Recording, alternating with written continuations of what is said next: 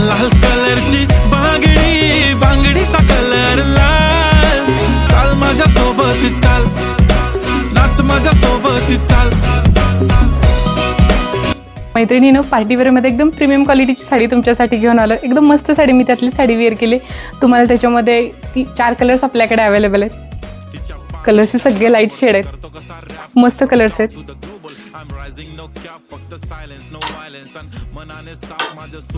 यातली एक साडी आपण ओपन करून बघूयात.